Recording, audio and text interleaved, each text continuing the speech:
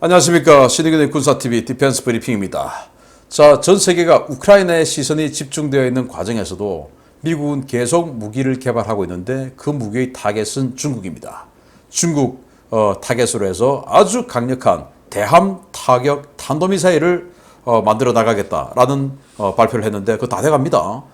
그리고 이거 우리도 쓸 수 있습니다. 어떤 건지 한번 보겠고요. 그리고 우크라이나에 이제 이 미국의 대포병 레이더가 10대가 들어갔는데 추가로 독일도 우리도 줄게. 그런데 독일이 준다고 하는 이 대포병 레이더는 미국이 준 대포병 레이더는 시쳇말로 잽이 안 되는 어마어마하게 성능 좋은 강력한 대포병 레이더인데 이제 러시아군 포병 큰일 났네요. 어떤 내용인지 보겠습니다. 신의균의 군사TV 구독, 알림, 좋아요 눌러주십시오.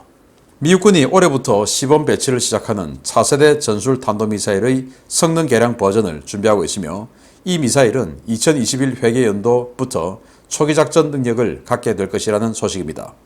전술 탄도미사일의 기능은 물론 대함 탄도미사일 기능도 기본적으로 갖추게 될 전망입니다.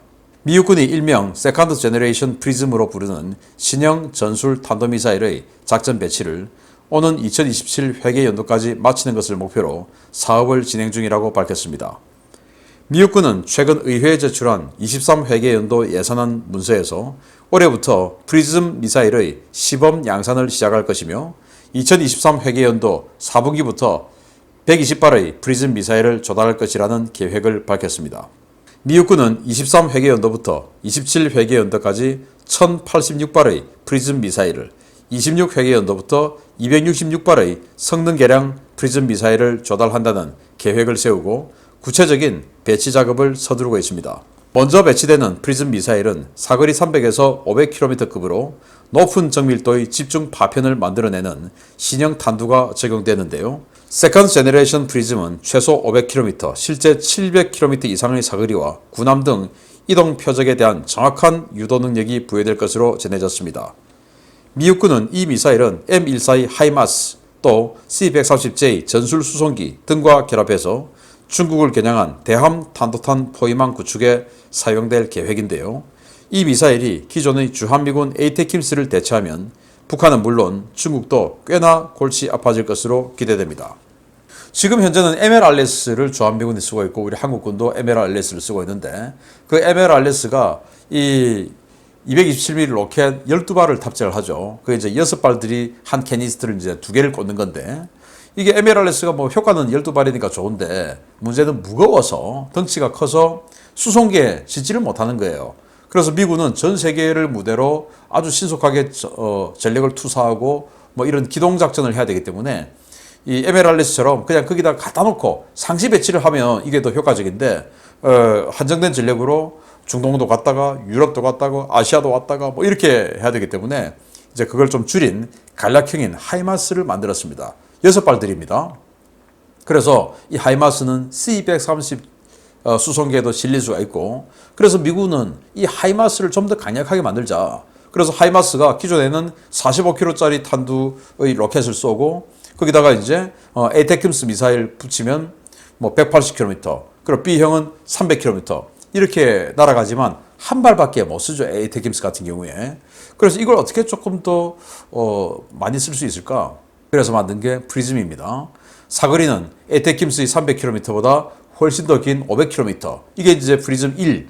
그리고 세컨드 제너레이션 2세대 프리즘 같은 경우는 700km 이상의 사거리를 가지는데 프리즘 같은 경우는 뭐 그 유도는 유도지만 거의 뭐 고정된 타겟을 향해서 쏘든지 아니면은 이동 표적을 향해 쏘면 예측샷을 날리든지 엔로처럼 이제 이렇게 하는 미사일이 프리즘인데 어차피 이게 C-130에 싣고 가서 이 오키나와 제도 또는 뭐 이 인근의 도서 지역에 내려가지고 중국의 함선들을 향해서 공격하는 이런 무기로 쓸 텐데 그러면 결국 대함 타격 능력을 더 정확하게 확충해야 된다.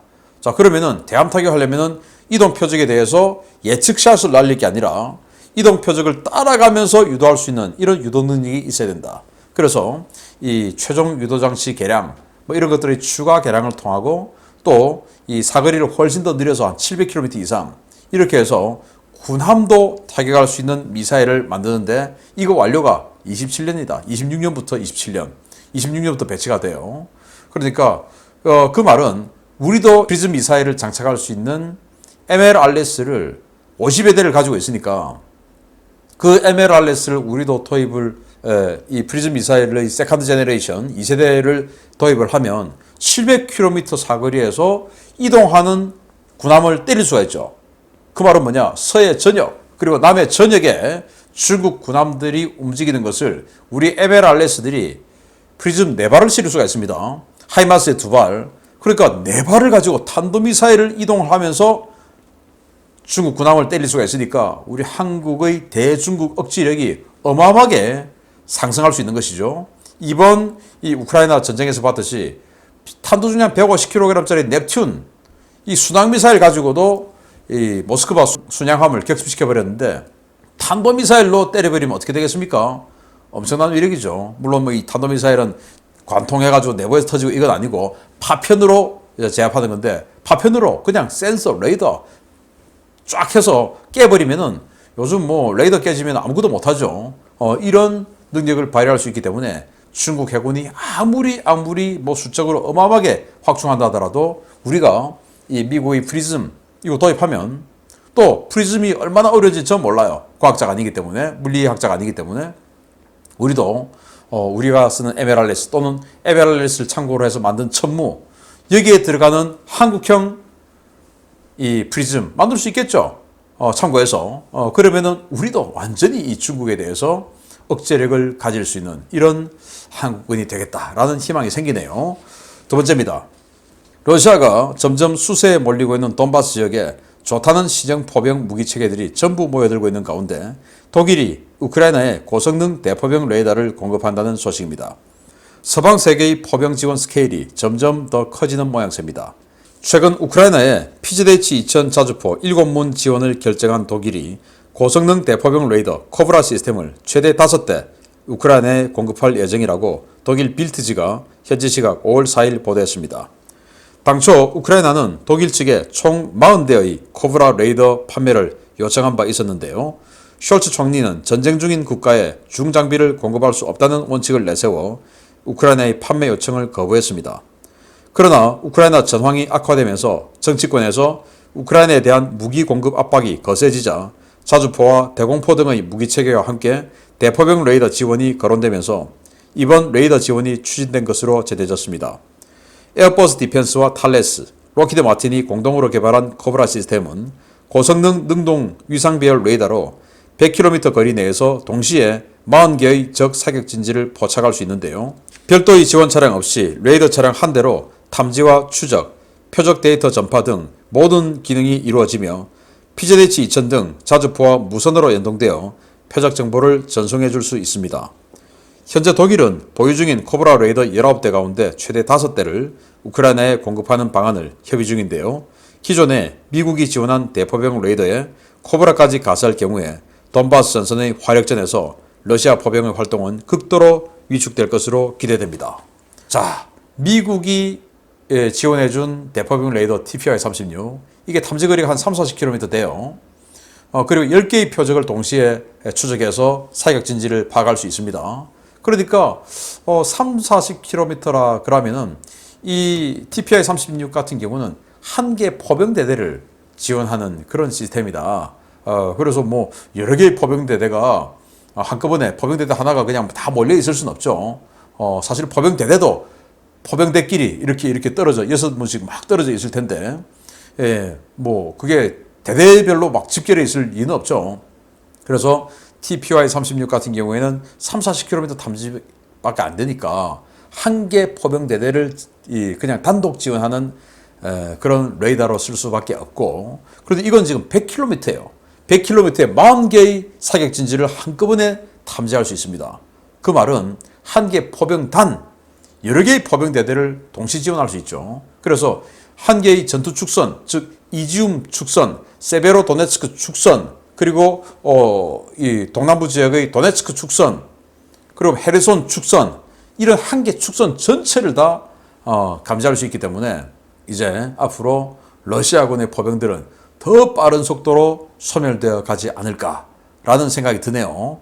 여기다가 이것들하고 연동할 수 있는 PZH-2000 그리고 M109 그리고 M777 이런 화포들이 지금 들어가고 있으니까 이 연동되어서 그냥 뭐 표적 딱 뜨면 바로 전파 그리고는 뭐 그 전파 받는 그 사격 좌표를 가지고 자동으로 사격 재원 산출 딱 그래서 바로 사격 하면은 뭐 러시아 포병들 바로 그냥 가는 것이죠.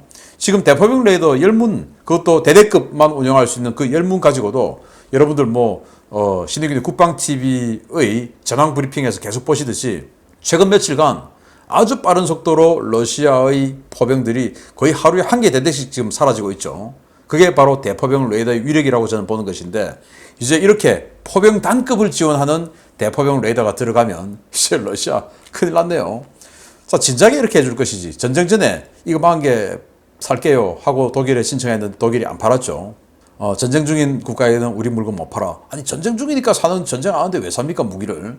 그런 이상한 PC주의를 표방하던 독일이 전 세계에서 지금 뭐 완전히 욕 처먹고 또 국내에서도 지금 뭐 하는 거야 지금 독일이 지금 이렇게 해서 되는 거야 라고 욕먹고 하다 보니까 이제 정신 차리고 지금 무기를 지원하고 하는가 봅니다.